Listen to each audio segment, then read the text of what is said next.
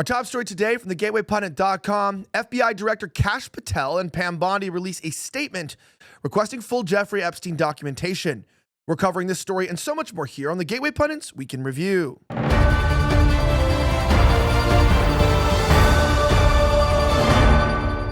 My name is Elijah Schaffer, and this is the Gateway Pundits Week in Review, where we cover the top 5 stories of the last 24 hours.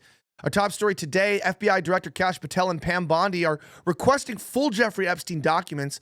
Cassandra McDonald has the full report. President Donald Trump's FBI Director Kash Patel has publicly responded to a letter from Attorney General Bondi requesting the full documents on Jeffrey Epstein. Bondi's letter alleged that a whistleblower informed her that she was not provided with all the documents from the Epstein case. Before you came into office, I requested the full and complete files related to Jeffrey Epstein, Bondi wrote. In response to this request, I received approximately 200 pages of documents, which consisted primarily of flight logs, Epstein's list of contacts, and a list of victims' names and phone numbers. Now we go down here and saying, I repeatedly questioned whether this was the full set of documents responsive to my request and was repeatedly assured by the FBI that we had received the full set of documents. Bondi's letter continued. Late yesterday, I learned from a source that the FBI field office in New York was in possession of thousands of pages of documents related to the investigation and indictment of Epstein. Despite my repeated requests, the FBI never disclosed the existence of these files. Responding to the letter in a post on X, Patel wrote, the FBI is entering a new era, one that will be defined by integrity, accountability, and unwavering pursuit of justice. There will be no cover-ups, no missing documents, and no stone left unturned. And anyone from the prior or current bureau who undermines this will be swiftly pursued. Now, this, of course, is a massive change. In the past is, you cannot have a government where the FBI is undermining the Attorney General. I mean, this is absolute madness. As an American citizen, you should demand more from your government. And if Bondi cannot get control here, this is more than just an audit that is needed. This is going to be a full overhaul of our judiciary, our executive, our enforcement branch, right? Because this is absolutely insane. The power of the law, the power of enforcement here through the Attorney General being undermined by the deep state at the FBI. Look, Trump's going to have to move in an act, and or the Supreme Court may have to come in and make a ruling here, because this is absolute corruption that we should not tolerate. That being said, breaking news is Dashcam footage released of a fatal police shooting of recently pardoned J6 defendant Matthew Huttle. Well, it turns out that newly released Dashcam footage reveals the fatal police shooting of 42-year-old Matthew Huttle, a recently pardoned participant in the Capitol event. This incident occurred on January 26 of 2025 in Jasper County, Indiana, just days after President Donald Trump issued a blanket pardon to over 1,500 individuals involved in the 2021 protest. It can be recalled that the investigative journalist Yehuda Miller and the Gateway Pundit reached out to Jasper County Sheriff Williamson following the news of the deadly shooting. We FOIA'd a video of the incident from the police cameras, and now we have it here to release directly. I'd like to let you know that viewer discretion is advised. Watch.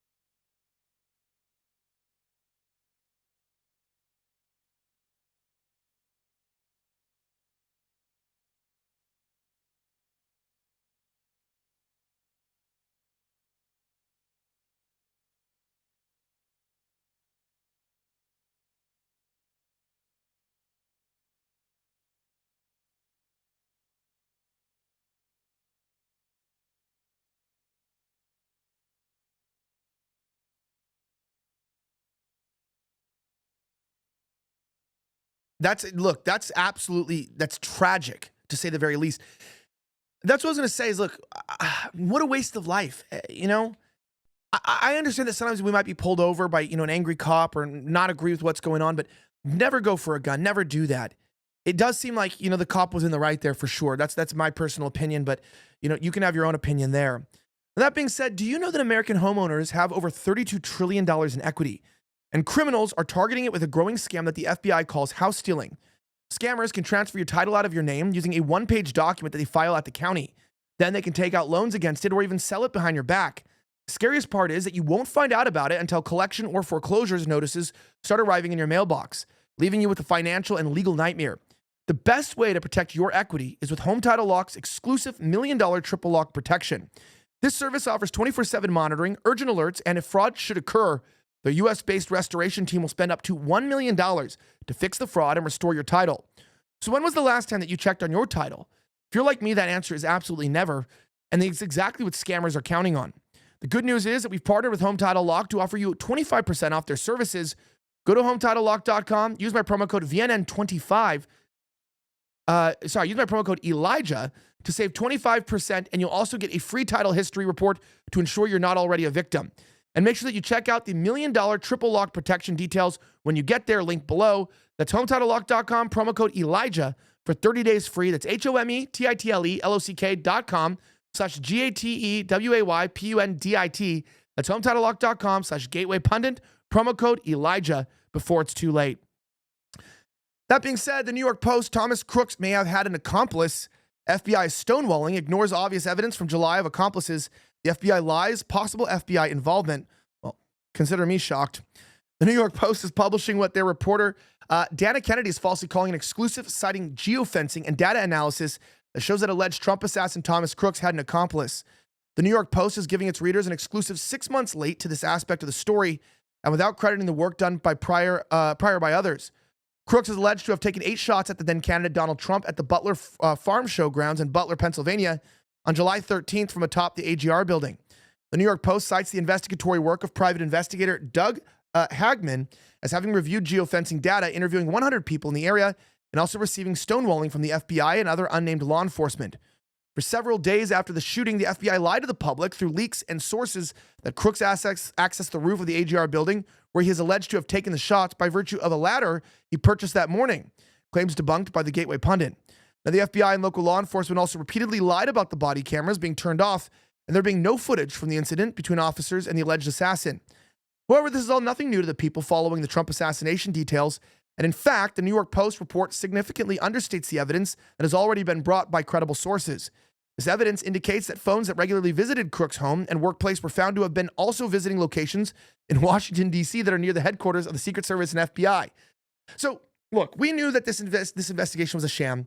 We knew that it was we knew that that the deep state was involved in this.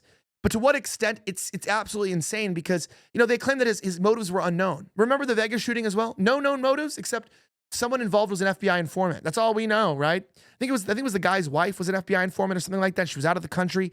This is what I'm genuinely telling you. I think the FBI and the CIA, whoever runs those, is what really runs our government. Because more than lobbying groups and money, people are threatened to be killed. We've experienced some pushback in our lives as well. Check it out. So you can see this geofencing. Look, he moved all around the country, and it's like, okay, look, this guy was definitely up to something. He didn't do this alone, and we'll find out what other information we have as time goes along. Now, that being said, a teary-eyed federal employee compares filling out Elon Musk's email to what I imagine living in North Korea to be like. The story from Jim Hoff reports. We have the full video here. It's absolutely hilarious. Check this out as she has this rant. As federal employees, asking us to report 5 things that we accomplished last week. I'm not worried about my 5 things. I have plenty of things to report. I did plenty of work last week. But the feeling of just absolute existential dread that I felt typing out a response to that email is something that I wish I could convey to everyone, because it felt like such a glimpse into the reality that they are trying to create. And it was terrifying.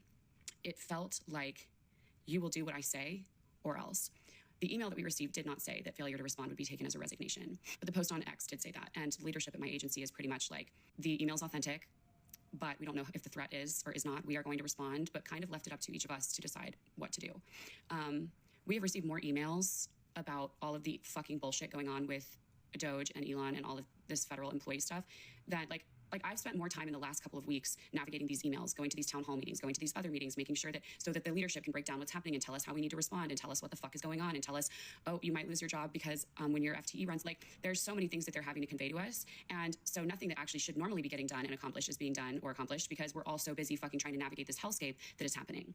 That is waste. That and the fact that the studies we work on, if we are worried that they might be considered, something that will lose funding, what's the point in working on it now? And has the last year, 2, 3 years of work we've done on it been for naught? Like, that's wasteful.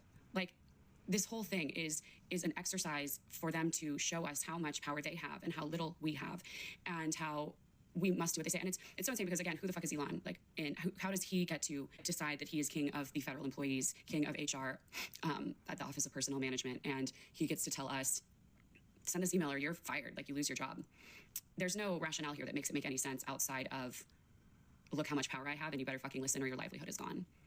The 2 million people that are gonna have to respond to this email, if they choose to, are they gonna go through 2 million emails to make sure that they were honest, to make sure that they were authentic, to make sure that the items listed out were relevant to the people's jobs, to make sure that the person, like, there's so many things that would have to happen for them to like actually legitimately go through these emails, and that's not going to happen because it just like, it can't happen, and again, like, it's just a flex. It's just, you need to know who's in charge, and this is one of the ways we're making you aware.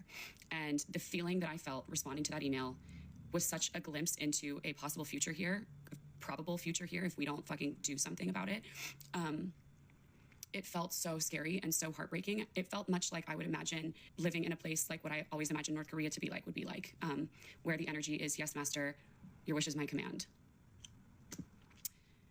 And again, these people that we're reporting to are people that have no expertise outside of like tech. They don't know anything about the health services that are operated through the federal system or about anything, really. And now half of the CDC workforce is gone, and the national park rangers are like largely gone. These are people who have worked their lives to have the careers they have, who have gone to school for this, who have built a career over years, decades. And now some man and his very ridiculously young tech bros are taking away the careers of lifelong federal employees, people who have devoted their lives to this country, to the government, who have taken the oath. We all take an oath to the Constitution.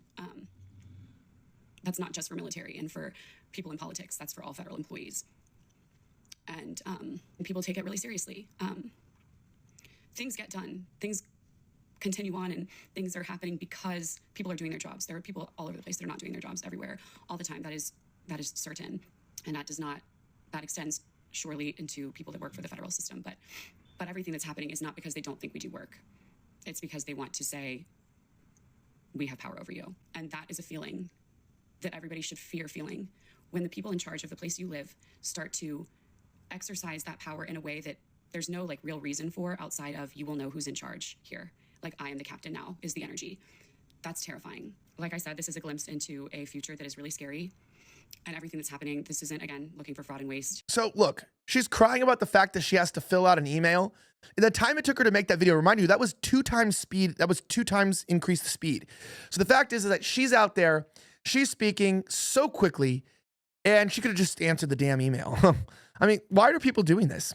Now, that being said, by the way, that President Donald Trump reveals who angry Joe Biden blames for Dems' 2024 loss. President Donald Trump sat down with the Spectator's editor-at-large, Ben Dominic, at the White House on Thursday.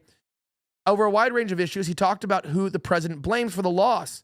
According to President Trump, Biden puts the blame for losses on former President Barack Obama. And that's no surprise because Obama did orchestrate the entire coup with Nancy Pelosi. I think it's so funny that Kamala lost because they couped their own party and destroyed any integrity of it. And they're like chickens with their heads cut off. They have no... We're ripe for another riot or civil unrest. They need something to happen to try to regain power. You tell me what you think is going to happen next. Anyway, if you'd like to join our mug club, you can join it at thegatewaypundit.com. Get one of these amazing mugs. They're heavy, they're weighty. And when you join the club, you get a mug and you support your independent media like the Gateway Pundit. We appreciate your viewership and watching us all the time and reading our articles. Have a great rest of the week, and may God bless the United States of America. I'm signing out.